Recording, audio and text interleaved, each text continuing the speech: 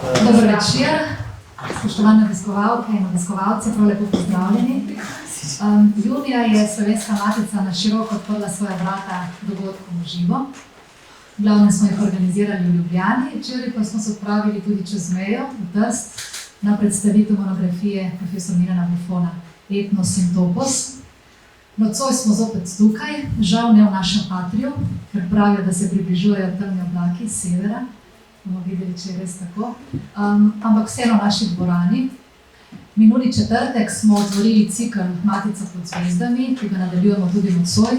To je tudi drugi dogodek tega cikla, ki je pravzaprav namenjen temu, da približujemo naše knjige in jih osvetljujemo s pomočjo avtorjev, prevajalcev, piscev spremnih študij, urednikov, skratka vseh, ki tako ali drugače sodelujejo pri njihovem rojstvu.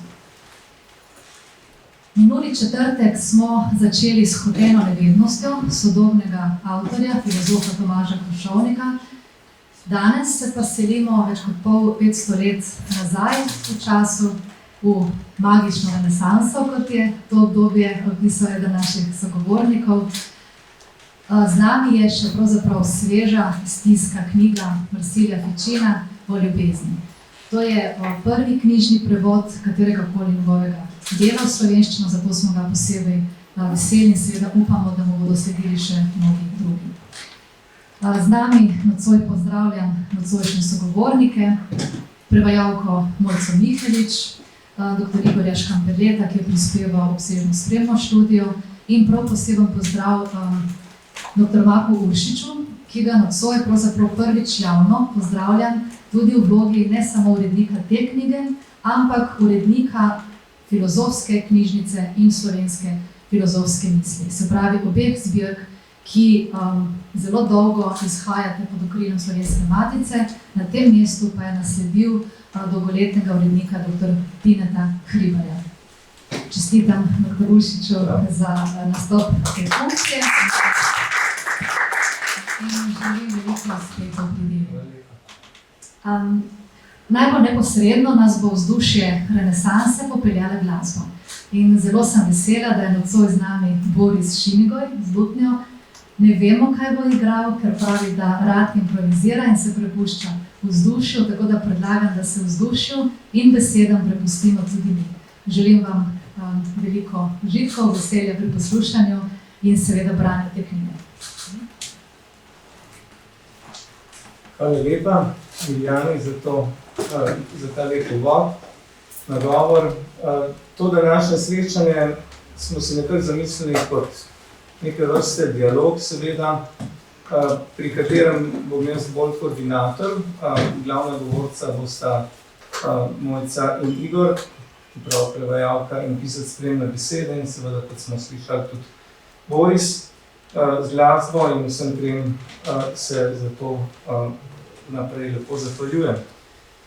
Najprej bi povabil, ker zdaj zaradi teh ukrepov moramo nekako, nas ne sme biti preveč na odru, najprej bi povabil na odr Igorja. Izvolim se vsesti sem. Igor, lahko rečem, da moj dolgoletni prijatelj, seveda sodelavec, je nekakšen boter te knjige. Že leta nazaj sva sodelovala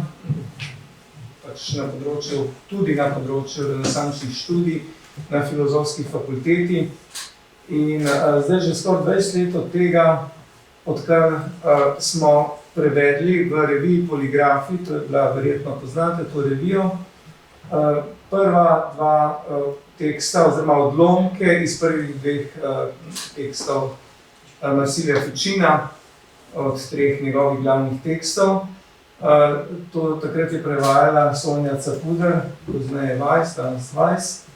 In že takrat sva z Igorjem razmišljala, da bi bilo zelo lepo v tej filozofski zbirki Matice ali pa kje drugje prevesti in objaviti kakšno Ficinovo delo, ker Ficino seveda velja za glavnega filozofa, osrednjega filozofa florentinske renesanse.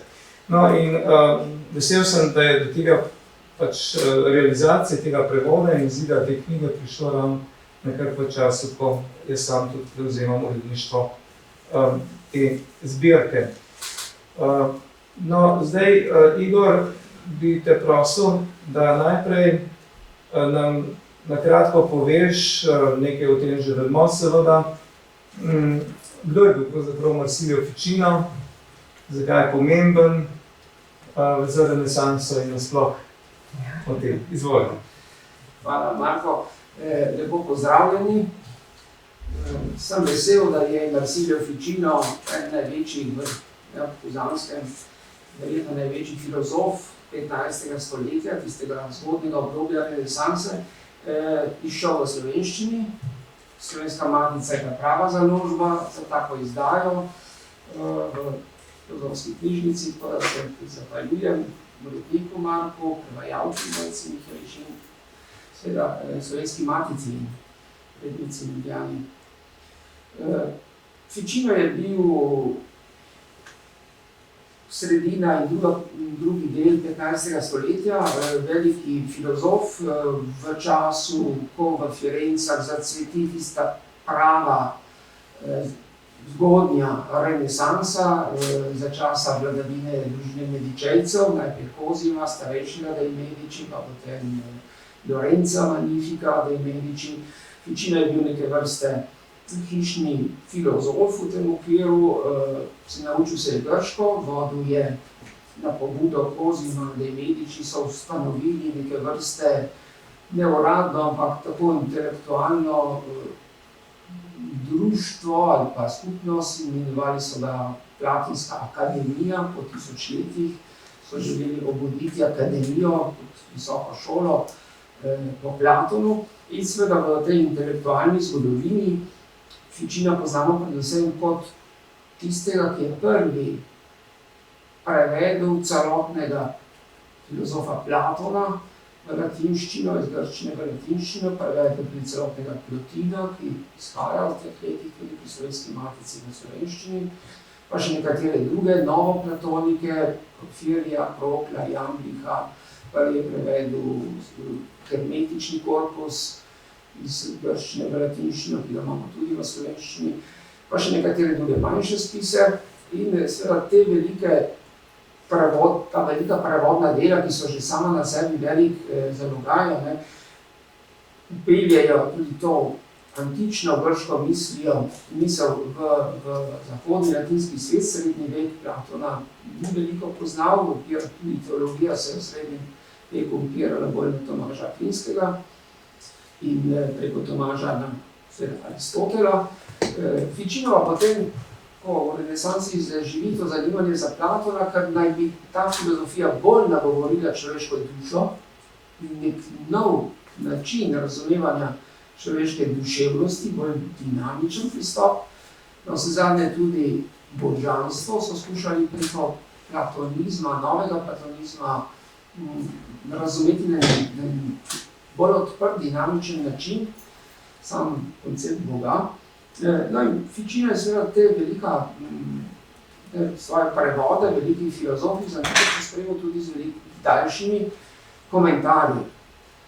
En tak komentar, obsežen, ki je postal samostojno filozofsko delo, je tudi ta spis o ljubezni, ki ga imamo zdaj kot prvo Ficinovo delo v slovenščini. Sicer komentar, obsežen komentar k Platonovemu spisu Simpozion ali Gostija, kjer je govor Sokrat in njegovi sogovorniki se pogovarjajo o ljubezni. Ficino je potem seveda najprej ob podpori Cosima starejšega, potem pa naslednika Lorenza dei Medici, imenovanega veličastne, ohranil to šolo, pisal naprej, napisal tudi nekaj izvirnih spisov, to že sam naslov nam pove, to so njegova velika dela, potem izvirna. Eden je seveda o ljubezni, ki je potem bil taka velika uspešnica, tudi v 16. stoletju. Velik filozofski spis je njegova platonska teologija, teologija platonika, že sam naslov nam pove, kar je bil potem nekako glavni Ficinov zastavek, želja, projekt, združiti, povezati krščanstvo in staro, še pogansko, predkrščansko filozofijo. To je ta naslov. Teologija, veda o Bogu, hkrati skozi platonske ideje in oči razumljena. Potem še njegov spis De Vita o življenju, ki je napisal nekoliko pozneje, v zrelejših letih. De Vita, ki se deli na tudi ta spis je bil uspešnica, morda nas čaka prevod tudi tega dela, ne.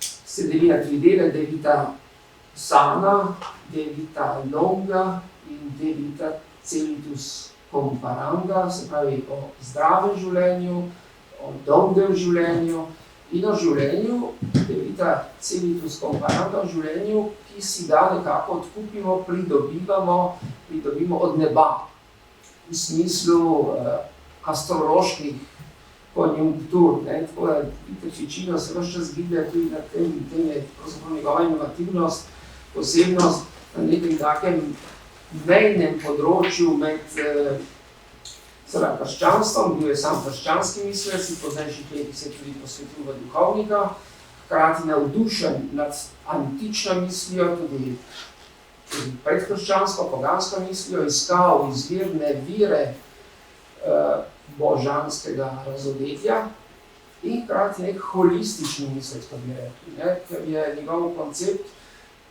nekako slovi na tem, da je na svetu vse z vsem povezano. Ne samo na zemlji, ampak tudi v vesolju. Tisto jedro, ki povezuje te različne filozofsko-ontološke stopnje bivanja od gole kvantitativne snovi ali materije preko kvalitet, preko duše, angelskega uma do Boga, tista nofranca sponka, ki povezuje višja bitja od Boga preko angelov do najnižjih, je pa duša. In zato tudi potem vstopa tu, recimo, v tem spisu se prav duša, ki je nastopa kot neka dinamična element v človeku, pa seveda tudi v celotnem vesolju, je tista, ki povezuje in ki vzbuja potem tudi stremljenje navzdol ali pa tudi navzdol. Hvala, Igor, za to prvo sekvenco. Seveda se vrnemo potem in boš nadaljeval, ampak nekako smo si zamislili, da pač v več sekvencah, da razdelimo ta naš večer. Tako da bomo nadaljevali. Lepo si tudi zaključil ta vodni del, duša kot sponka sveta, popula mundi, po latinsko, je osrednja tudi v tem delu seveda in sploh v Ficinovi filozofiji. Zdaj bi te pa prosil, če se vidva lahko malo zamenjata. Pač to imamo zdaj te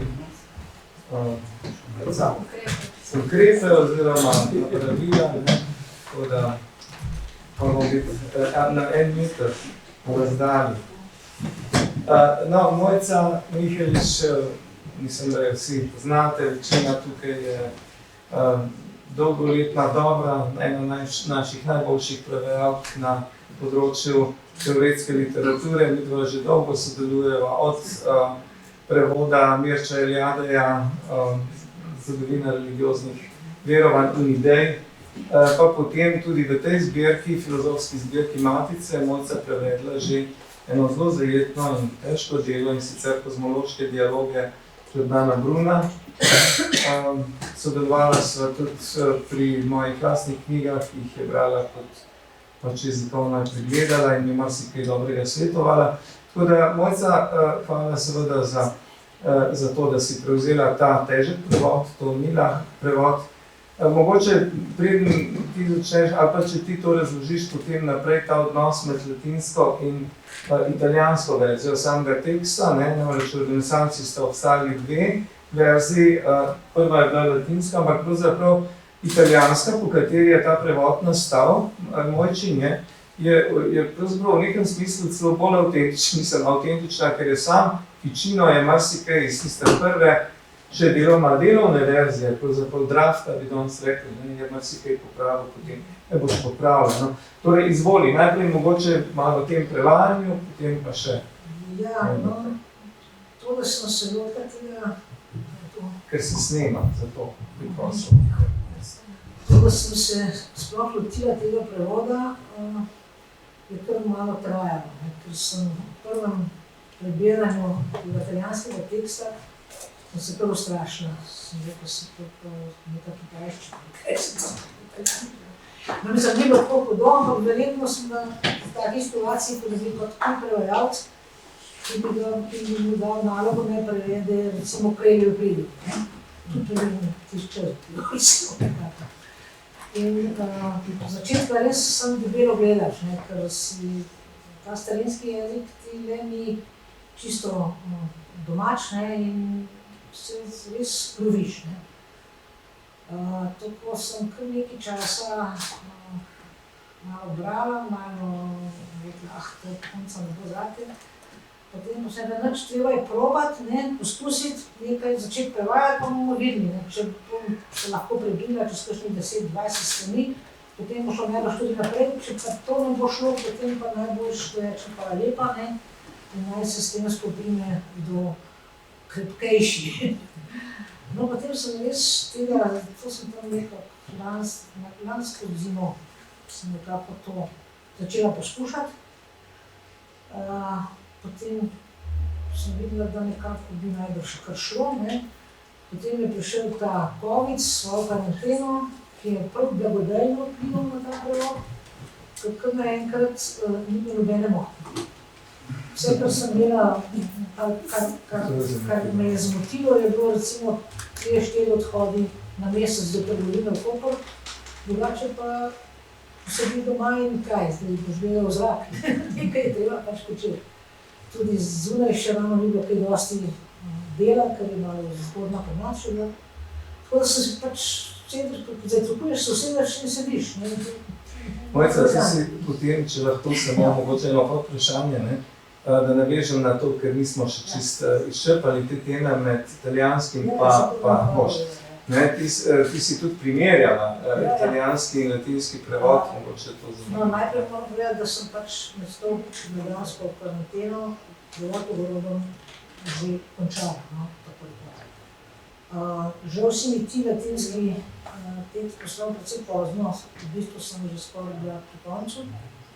Ampak ko sem ga že poslal, ne, mi pa seveda Fergus ni dal miru, da sem začela pač gledati, kako pač videti ta tekst, pa kako videti oni tekst. No, prva stvar, ki mi je padla v oči, je bila to, da je latinski tekst veliko bolj koncizen. Stavki so kratki, tudi eliptični, potem ko v italijanščini so stvari potrebno bolj opisovati. Sem prav gledal, če najdem kje kakšen na internetu, če najdem kje kaj o tej javni, komparacije med obema tekstoma, pa mi ni uspelo najti ničesar, ampak zato govorim samo o svojem vtisu, jaz nisem filolog, tako da bi težko zdaj trdila, da bo to, kar sem povedala, tudi pravilno. Zdelo se mi je, da je vzrok za to slogovno, predvsem za slog, ne različno, da to razliko v slogu, da je latinščina le bila izdelan jezik. To mi je vse jasno. Od oblikoslovja do sintakse. Tudi filozofsko je bilo, kot filozofski jezik je izstala. Predvsem kot filozofski v tem času, ker v tej zgodnji renesansi je bila seveda italijanščina kot literarni jezik že zelo izdelana z velikimi humanisti, medtem ko kot filozofski jezik pa ne, ker so večinoma v latinščini pisali.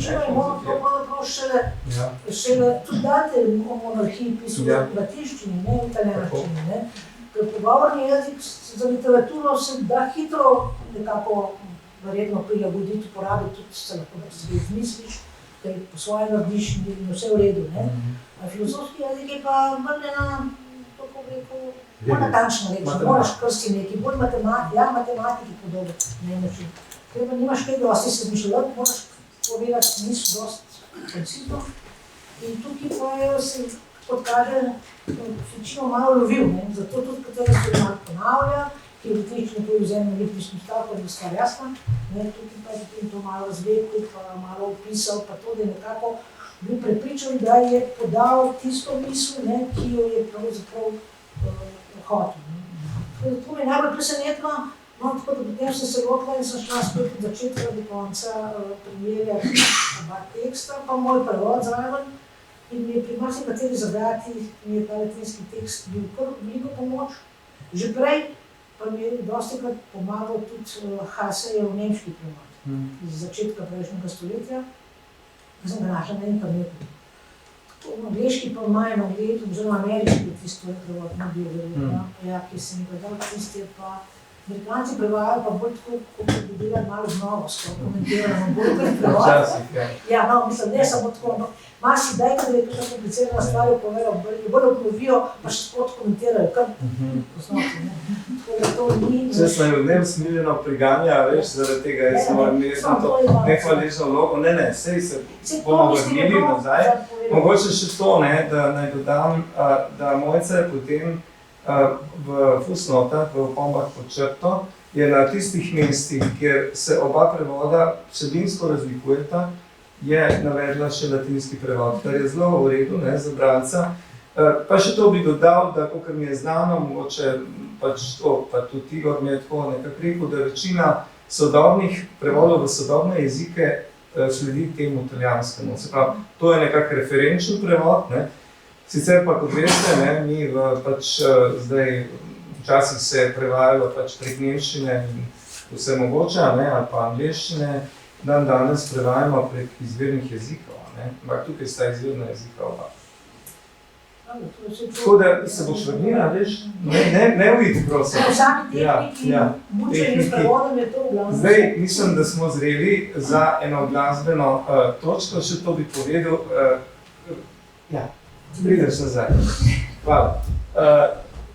Tele slike so nekako spremljajo, kot vidite, Marsilija Ficina, namreč Sandro Botticelli, veliki slikar florentinske renesanse, je bil sodobnik Ficinov in verjetno sta se tudi osebno poznala. Botticelli je kdaj pa kdaj prihajal tudi v Karedži, v to akademijo, tako da to so pa ne bo samo Botticelli, bojo še drugi avtori.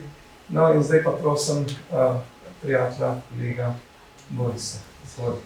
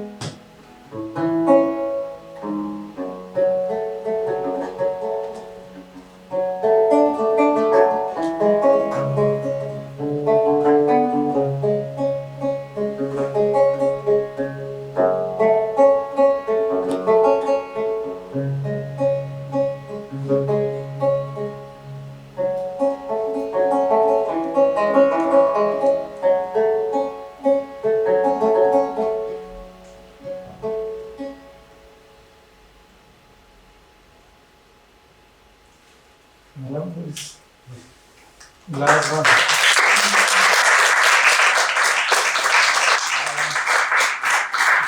Glasba seveda govori sama zase, ne potrebuje besed, lahko si pa zamišljamo, da je takšna glasba zvenela v Platonovi akademiji, tudi med drugim sam Lorenzo Medičejski, Lorenzo Veličastni je bil, znano je, da je bil pač kitarist, da je na kitaro, tudi prav lutnjo takrat igral na kitaro, tudi nema, kitara že bila takrat, sam lutnja, ne bo se to bilo, ja. Zdaj tudi renesančna kitara. Renesančna kitara je drugačna, ne? Ja.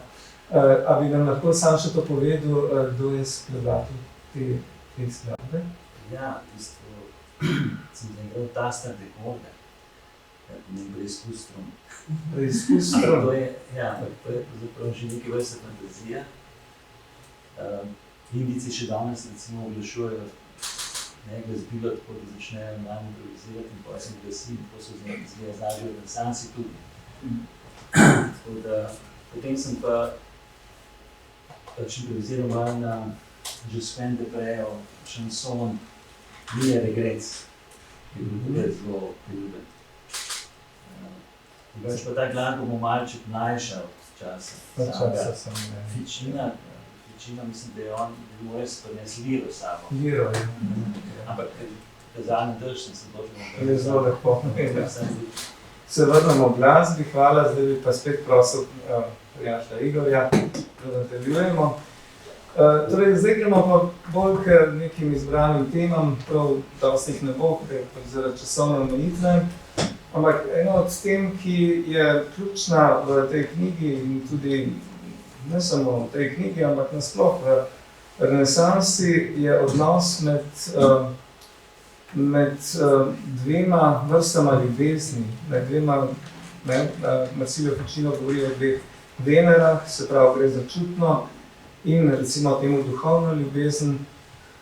Zdaj, o tem obstaja zelo velika literatura, tudi že obsežna literatura, eden od pomembnih avtorjev, ki je pisal o tem tudi v zvezi z Botticellijem, verjetno ste videli prej sliko, dve sliki, se pravi Primavero in Rojstvo Venere, ki nekako ustrezata tem dvem pač Veneram, nebeški in zemeljski. O tem je pisal recimo Gombrich, znani umetnostni zgodovinar, pa recimo Oskar Kristeler in tudi navsezadnje midva v najinih knjigah pred leti, Igor v knjigi Magična renesansa, knjigi esejev in jaz v knjigi o renesančni lepoti izvolil. Kako to ti vidiš, torej to dvojnost in njun odnos? Ja, torej knjiga o ljubezni, človek bi rekel, vse o ljubezni je bilo že toliko povedanega, kar naprej govorimo, da že vse vemo. Ampak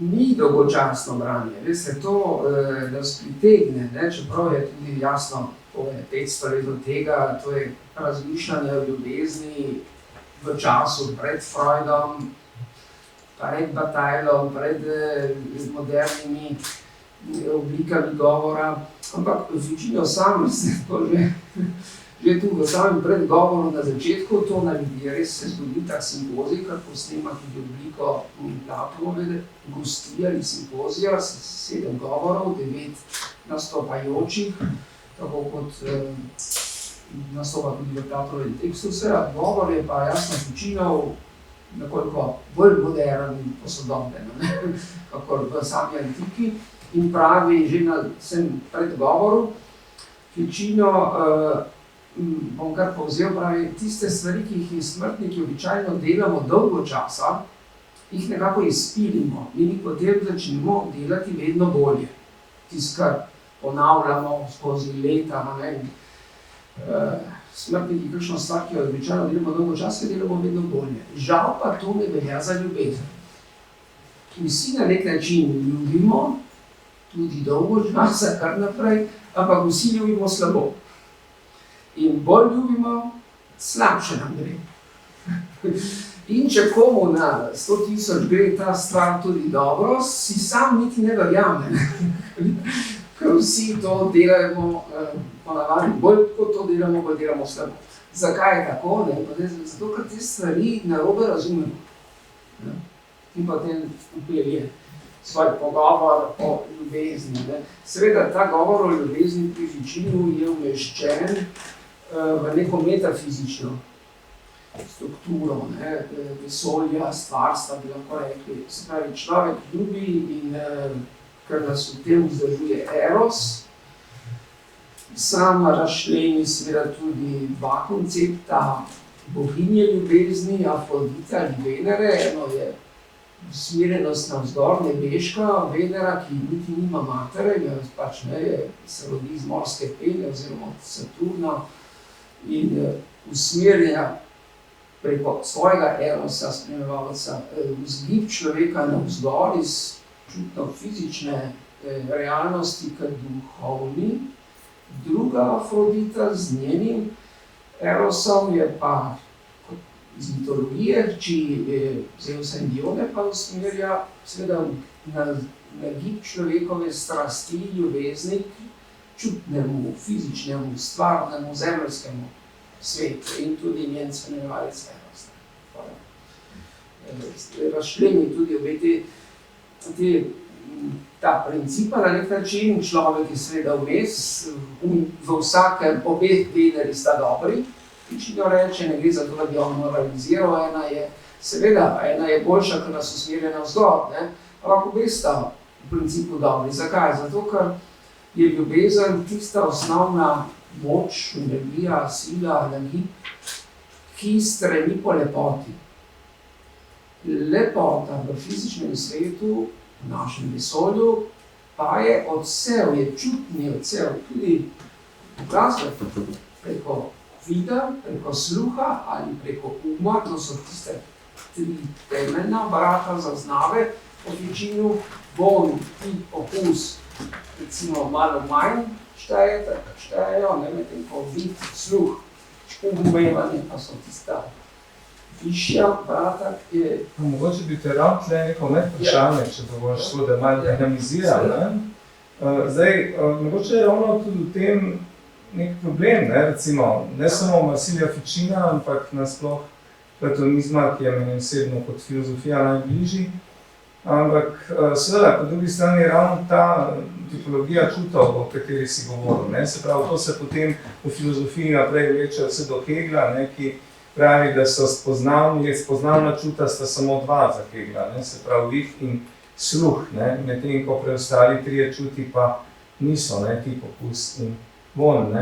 Zdaj, tukaj je predvsem problem tipa, čutnosti, telesnosti. A ti vidiš kakšno tenzijo v tem, kako ti gledaš recimo na to? Ker dostikrat se reče, da je pravzaprav Marsilio Ficino bil nekako tisti, ki je opredelil to, kar se imenuje platonična ljubezen. Ker pri samem Platonu v simpoziju, v tej zbirki govori o Erosu, ki ga posnema Ficino v tej knjigi, tam je ljubezen zelo čutna, kot izhodiščna, tista stopnišče, po kateri stopa človek, kot govori tam Diotima, se pravi ta svečenica ljubezni Sokratu.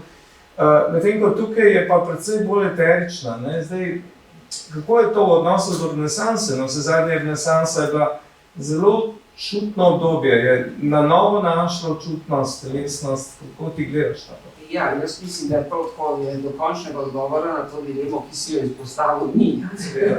In se verjetno potem tudi vsak zase nekako potem bolj opredeljujemo. Res je, Ficino samo pelje ta pojem, ki ga poznamo, platonska ljubezen. Sicer v tej knjigi ne reče tega direktno, ampak v nekem svojem pismu, ker so tudi veliko pisem, je bil v pisemskem stiku z izobraženci takrat, po Evropi, tudi z dvorom Matjaža Korvina v Budimpešti, imenuje platonska ljubezen. Ja, zdaj seveda renesansa vrednoti čutni svet, fizični, telesni čutni svet in čutni ljubezen. Samo jo tudi ob podpori, mogoče ob močni zasnovi, ki jo je dal prav Ficino, to ljubezen razume kot še vedno na nek vzvišen način. Tudi preko erosa, čutnega erosa, telesne ljubezni, golega ženskega telesa, mi prihajamo navzgor. Lahko pa tudi seveda ne, ampak zdaj, če pa se mi prepustimo, kot si malo nakazal, spodnjim vratom zaznave, okusu, volju in tipu, ja, seveda so tudi to vrata zaznave pomembna, ampak nas peljejo navzdol. Zdaj reči, da to ni res, ne? No, to je, se s tem ne bi strinjal, ampak to so pač te različne interpretacije. Zdaj, verjetno, važno je, da nakaževa, zdaj tukaj rešil tega verjetno ne bomo. Tukaj je neka tenzija, neka napetost vmes, o tem glede tega se strinjava. Ravno zato, ker pravzaprav renesansa na novo odkrije čutnost. In se pa zelo strinjam s tem, kar si rekel, da pravzaprav čutnost je presijana z duhovnostjo. Ampak ne za neko, recimo, drugo eterično, ne vem kakšno duhovnostjo, ampak za tisto življenjsko, ki je hkrati tudi božanska. Saj v tem je lepota renesanse, tu se gotovo strinjava ravno v tem ravnotežju med čutnostjo in duhovnostjo. Eros je, kot tu boste videli, kar je bogat tekst, ker je veliko povzetega notri, od mitologije do ezoteričnih naukov, o spustu duše preko kozmičnih sfer, v trenutku spočetja, ko vstopi v zarode, ko so večino zelo povzame in opomena tudi pomagajo potem razumeti. Eros preko ljubezni je pa tisti glavni mediator, tisti glavni medij, motor, bi rekli, tako dinamični. Čemu se pa vrnemo še? Vzgib, ki nas usmerja. Moram za timing skrbeti, hvala ti, Miljana, lepo prosim. Torej, zamislili smo si tako, da vsak izmed nas treh, Igor, Mojca in jaz, smo izbrali po en odlomek iz te knjige in te tri odlomke sukcesivno, zdaj bom prebrala najprej Miljana, ta prvi odlomek, ki ga je izbral Igor in ki se navezuje ravno na to, o čemu sva ravno kar govorila. Zdaj bomo na kratko spregovorili o dveh rodovih ljubezni. Pri Platonu Pausania trdi, da je Eros spremljevalec Venere in da je toliko ljubezni, kolikor je Vener. Navaja dve Veneri, ki jo spremljata dva Erosa. Ena je nebeška, druga pa zemeljska. Nebeško brez matere je rodilo nebo, Uran, zemeljsko pa Jupiter in Diona. Platoniki imenujejo najvišjega boga nebo, kajti tako kot nebo vsebuje vsa druga telesa, tudi Bog vsebuje vse druge duhove. Angelskemu umu dajejo več imen, včasih Saturn, včasih Jupiter, včasih Venera, ker angelski je in živi in umeva. Saturnom poimenujejo njegovo bit, z Jupitrom življenje in z Venerom Poleg tega Saturnom, Jupitrom in Venerom poimenujejo tudi dušo sveta, kot tisti, ki razume nadzemske stvari, je ime Saturn, kot tisti, ki giblje nebesne sfere, Jupiter, in kot tista, ki poraja nižje stvari, nosi ime Venera. O prvi Veneri, ki smo jo omenili in jo v angelskem umu, pravimo, da je rodilo nebo brez matere, ker filozofom narave mati pomeni snov. Angelski pa s telesno snovjo nima nič skupnega. O drugi Veneri, ki je v duši sveta, predpostavljajo, da sta jo spočela Jupiter in Diona. Jupiter, se pravi tista moč duše sveta, ki giblje nebesne sfere, kajti ta moč je ustvarila zmožnost porajanja nižjih stvari. Pravijo še, da je ta Venera imela mater, saj je videti, da je, zato ker je vdihnjena v snov sveta, snovjo povezana. Skratka, če povzamemo, Venera je dveh vrst. Ena je umska in postavljamo jo v angelski Druga je moč porajanja, ki jo pripisujemo duši sveta. Tako eno kakor drugo spremlja njej podobni Eros. Prvo, namreč naravna ljubezen, vleče k motrenju Božje lepote. Drugo pa njena ljubezen k porajanju božanske lepote v osnovnih telesih. Prva najprej božansko bleščavo sprejme vase, nato jo preda drugi Veneri, ta pa iskra bleščave, ki jo je prejela, vnaša v snov sveta. Zaradi teh iskr v sebi so vsa telesa tega sveta lepa, vsako v skladu s svojo dovzetnostjo. Lepoto teles človeška duša zaznava z očmi in ta duša ima dve zmožnosti. Zmožnost spoznavanja in zmožnost porajanja. Ti dve zmožnosti v nas sta dve Veneri, ki jo spremljata dve ljubezni. Ko se našim očem pokaže lepota človeškega telesa, naš ki je prva Venera v nas, to lepoto časti in ljubi kot podobo Božje lepote, ker se po njej pogosto vzdigne k slednji. Hkrati si zmožnost porajanja, ki je druga Venera v nas, želi spočeti tej podobno obliko. V obeh teh zmožnostih je torej ljubezen. In sicer je v prvi hrepenenje po motrenju lepote, v drugi pa hrepenenje po njenem spočinjenju. Obe ljubezni sta časti vredni, saj težita k božanski podobi. Hvala lepa za to lepo interpretacijo. V tem lepem odlomku smo okusili, tako rečem, metaforično seveda, okusili ta slog tičinov, in predvsem tudi to renesančno ravnotežje med čutnostjo in duhovnostjo. Zdaj, to zveni seveda danes zelo, zelo v teh časih, ki so daleč od idealizma današnje, zelo, zelo idealistično, zelo, zelo eterično, ampak mislim, da to potrebujemo. Izvoli.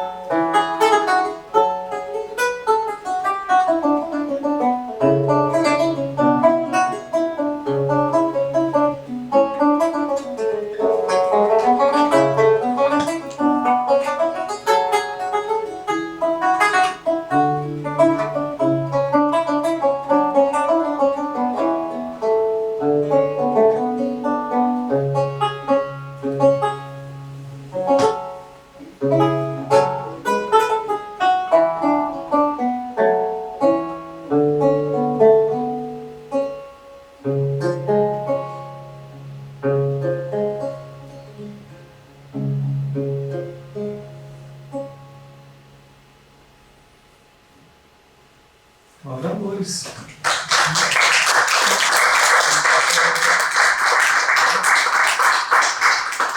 Prosim Mojco, da se mi pridruži znova pri tej mizi. Ja, Eros je zelo pomembna figura, mitološka figura, seveda že pri starem Platonu. Ne? Eros ni samo recimo pač tisti, ki posreduje med živimi biti v čutnosti in v čutni ljubezni, ampak seveda Eros je tudi filozofski Eros, pedagoški Eros in podobno. Ne? Prav, Eros ima nek kozmični pomen, ki se kaže tudi v tej knjigi Marsilija Ficina. Tako da moje izhodišče za vprašanje bi bilo, namreč Mojca se svojega dela, svojega prevajalskega in drugega dela loteva z velikim Erosom in prav je, da vse, kar počnemo, da počnemo z Erosom, tako kot je rekel Søren Kierkegaard, seveda, mnogo pozneje, da filozof brez Erosa je tako kot ljubimec brez strasti.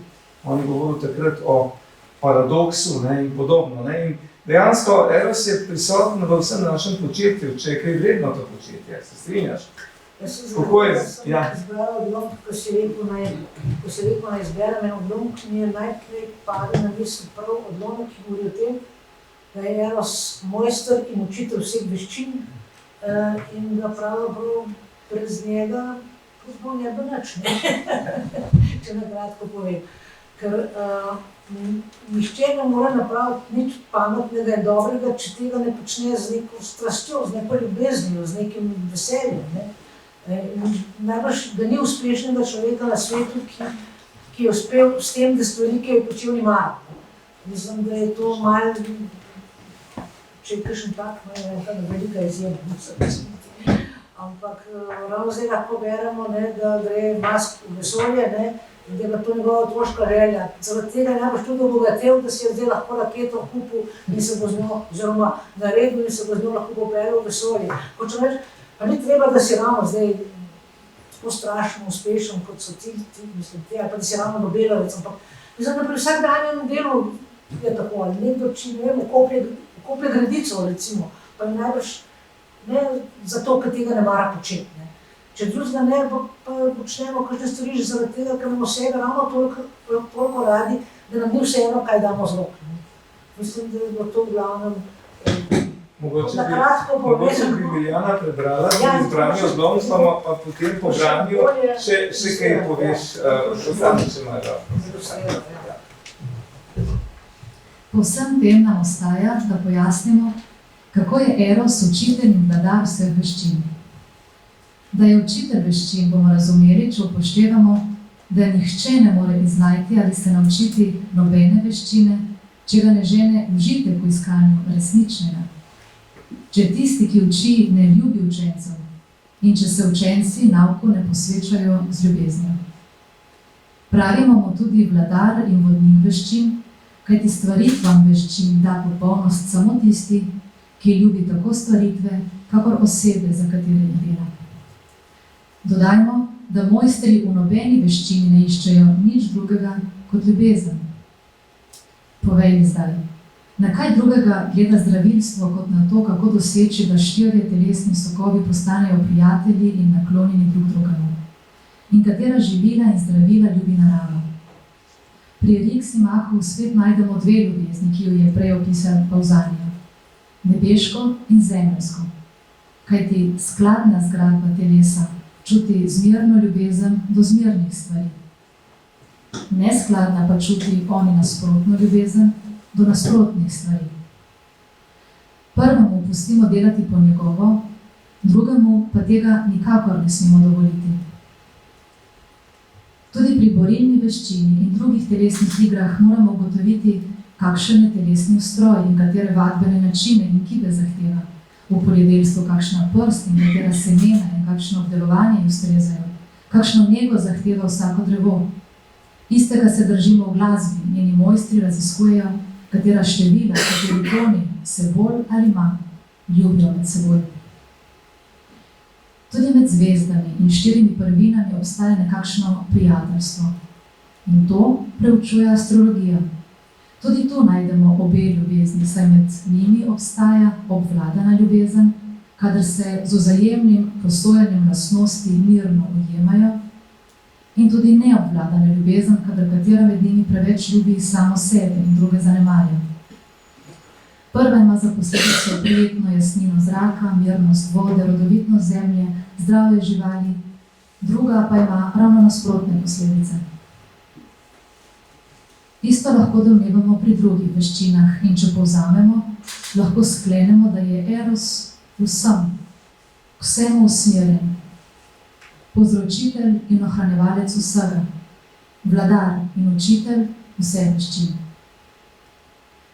Upravičeno je Orfej opeval Erosa, da je domiselen, dvojne narave in varuh ključov vesoljstva, kajti, kot smo dokazali, vsemu prirojeno hrepenenje po širjenju lastne popolnosti pojasnjuje pritajeno notranjo plodnost vsega, s tem, ko sili semena kaliti in z njih vleče njihove moči, spočenja zarodke in tako rekoč s ključi odpira vrata s početim in jih vodi na svetlo.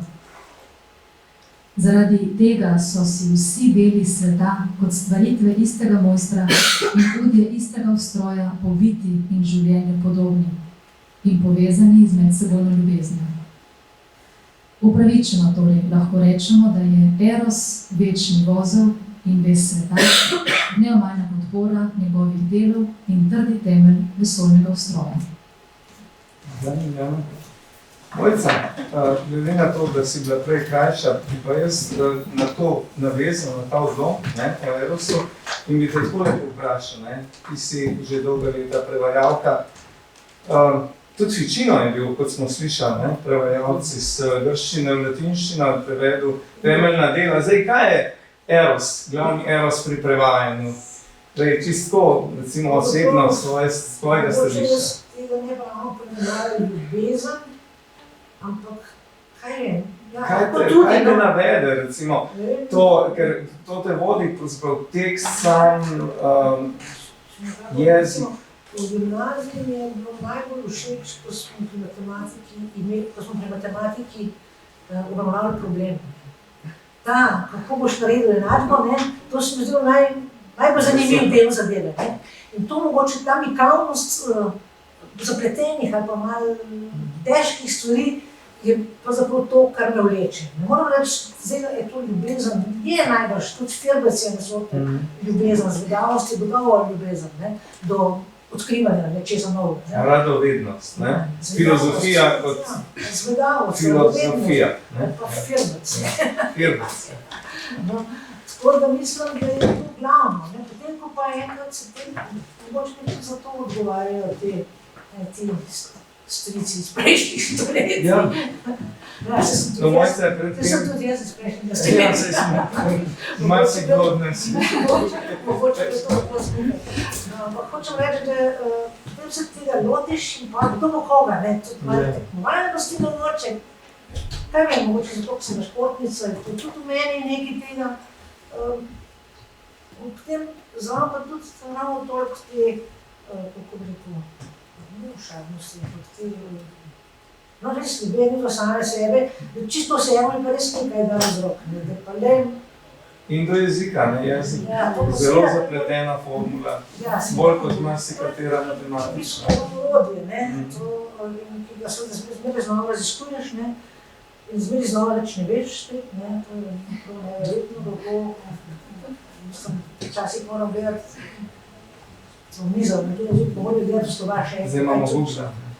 Ali pa na Google, je to res to nekaj drugega. Tako da, to je v bistvu ena taka, na en način je tudi igra,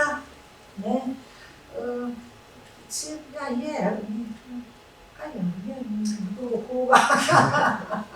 Mojca je bila v mladosti zelo uspešna košarkarka. Ali zmorem preizkušanja lastnih moči, cel kup takih stvari, ki so v bistvu mikavne, zravnemo seveda, to pa navadno opuščamo, milijon takih trenutkov, ko bi se vrglo skozi okno, pa rekel Kimeno Fafare, kaj je tega treba bilo, in tako naprej. Pri vsake erotike je tako, Ja, to je tako, In potem pač decilitra rabiš, ne, kar nekaj, ne, po domače.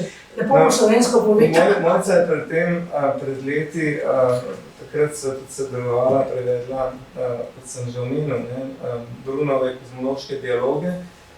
Zanimivo, no, preden pač zaključila tole repliko, ali pa to sekvenco. A si imela vtis, da se italijanščina zelo spremenila, loči jo približno stoletje, renesančno stoletje, Ficina in Giordana Bruna. In pri Giordanu Brunu verjetno je bilo lažje po svoje, bližje recimo današnji italijanščini. Ampak tudi se ga moraš kar navaditi, se moraš je drugače, ampak nekako prej padeš notri, predvsem, da si pa po moje značajsko in popolnoma različno, da se sploh ne da primerjati, zato je težko. Glede samega jezika se mislil, je lažje verjetno. Moram pa reči, da mi je bil Bruno bolj nekam, ker je pritetno, duhovit je, zabaven v bistvu. Ima veliko je enostavno. Ja, tak, vehementen, koleričen, ne vem. No, ampak... Tako da mi je bil nekako bolj po duši. Bomo se še vrnili k Brunu, ki sem mu prevodil. Jaz se zdaj njim veliko s to omenim. Zanimivo je, ko sem malo zgoraj govorite z zverice, začela malo vohati, odlajati. In tudi na začetku, on prevaja tudi te, recimo, navaja razne odlomke iz Metamorfosu, Lidijevih ali pa iz Lide, tako naprej, in zelo po svoje prevaja. In on tudi omenja Venero kot mater del gemino amore. Tega ni v Lukreci. V Lukreci pravim, da je mati Eneada, se pravi Enejevih potomcev, ne pa da je dvojne ljubezni. In sem se pa dvojne ljubezni. Dobro. Hvala ti in hvala seveda tudi za prevod. Zdaj bomo slišali še eno, imamo še tega uradnega dela, da tako rečem, 10 minut, 4 ure. Potem še boste želeli še kaj dodati, kaj reči. Zdaj bomo prosili še Borisa za en odlom, potem bo pa potem. Zvoj.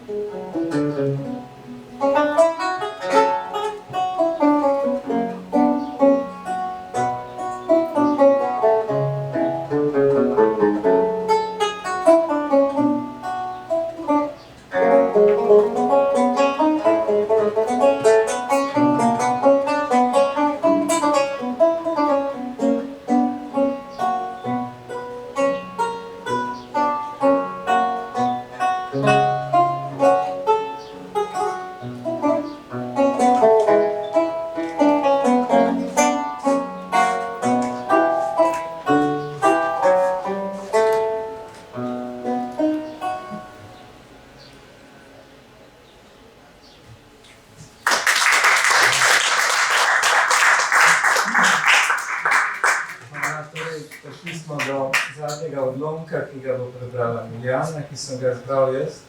Samo par besed o njem, zakaj sem to zbral.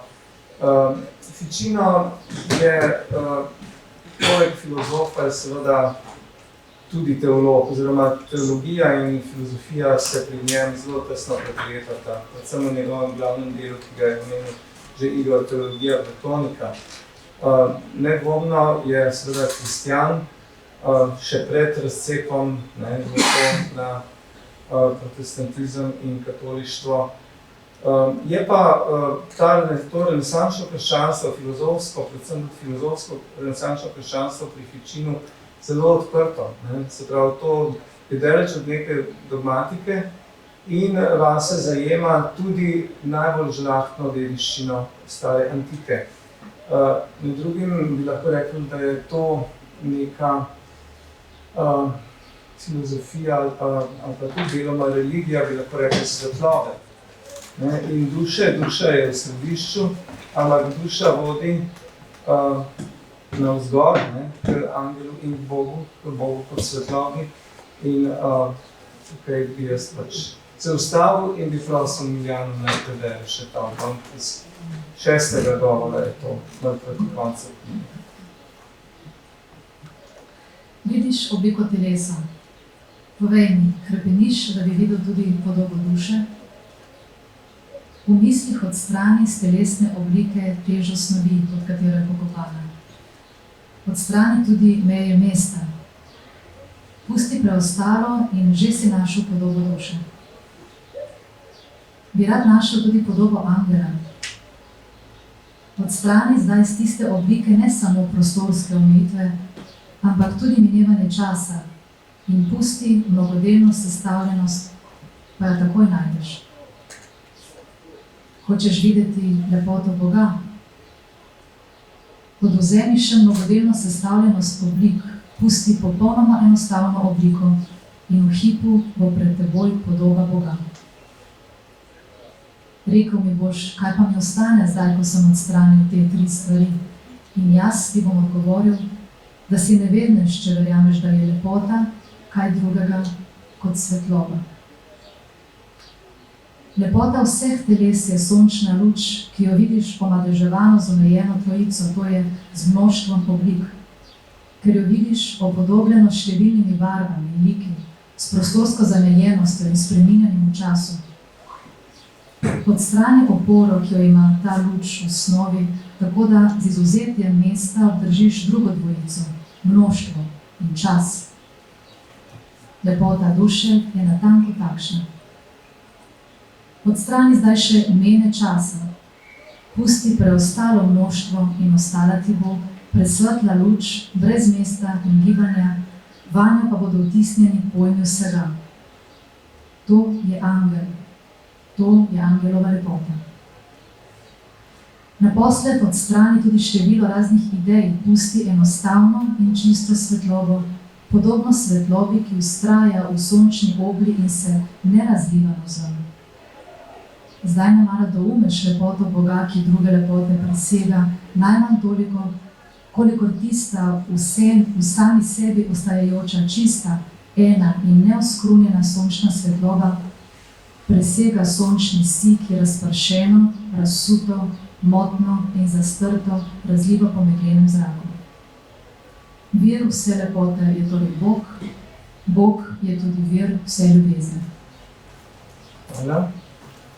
Tukaj je ta odlomek je seveda zelo zgoščen, mogoče tudi težko razumljiv pri prvem branju. Tukaj Ficino sledi predvsem Plotinu.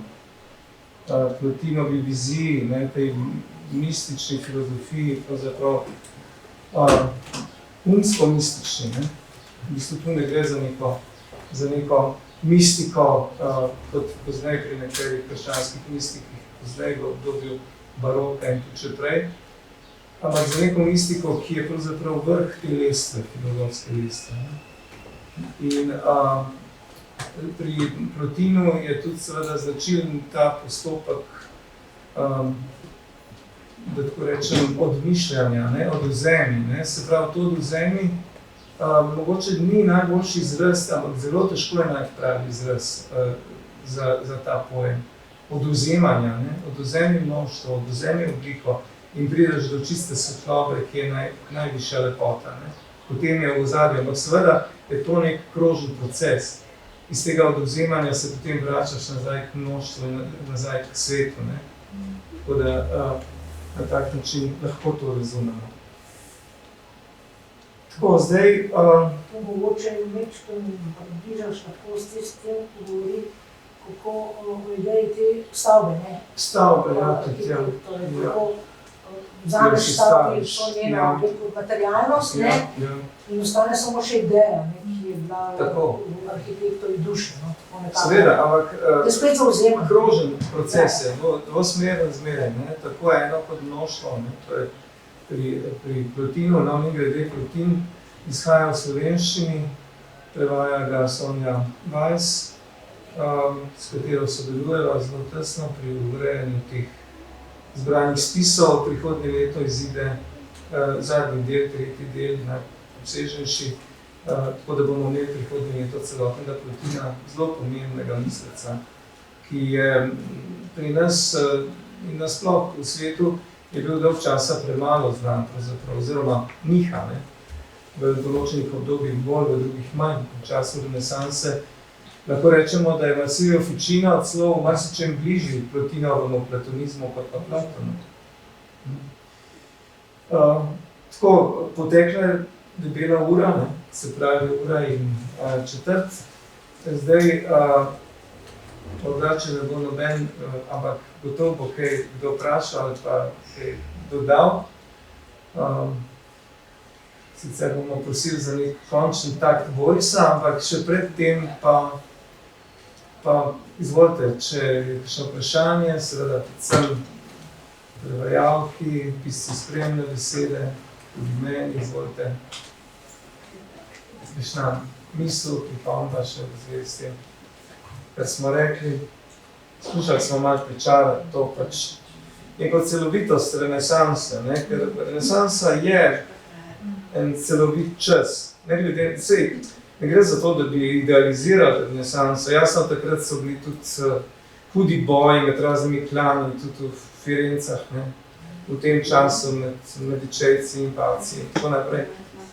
Seveda, to krije tekla, ampak po drugi strani ta zgodna renesansa, oziroma Quattrocento, se pravi, to prvo renesančno stoletje je bilo v nekem smislu zelo nekako odprto, do novega in do starega. Tako da in celovito hkrati v tej povezavi besede, zvoka, slike.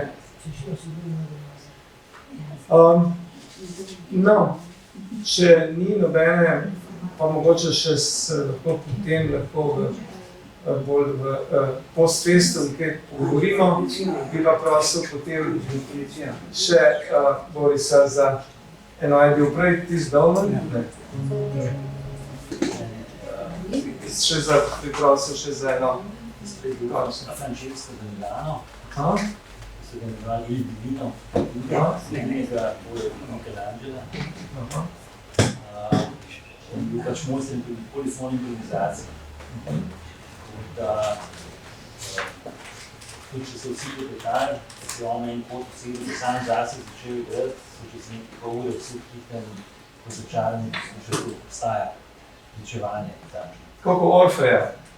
Ja, živali. Takrat so razumeli, recimo, renesanse, čez slabih stoletja, 30 let po Kinovju smrti, so razumeli mnogi programe kot igranje na lutnjo, kot igranje na Orfejo deliro. Tako da recimo so naslovni zbirk so Orfejo delira, Lira Orfeja. No, mogoče bi pa res vsem nekaj rekel, ki ste prej govorili. Ali lahko tole, da se te bo slišal?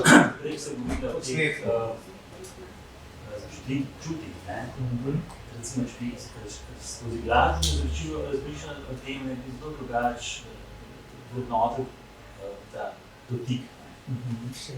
Zlasti ljudnega takrat pravzaprav posebne glasbilo, s katerim so se izražali, da je bilo petek na prvem mestu, da je pač to ljudnja.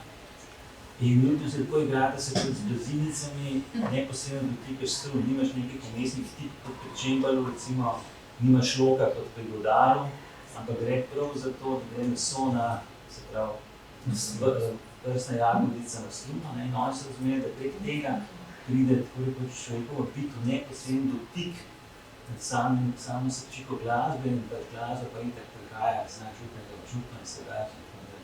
Tako da sam dotik je imel tle zelo pomembno vlogo, pač skozi oči glasbenika.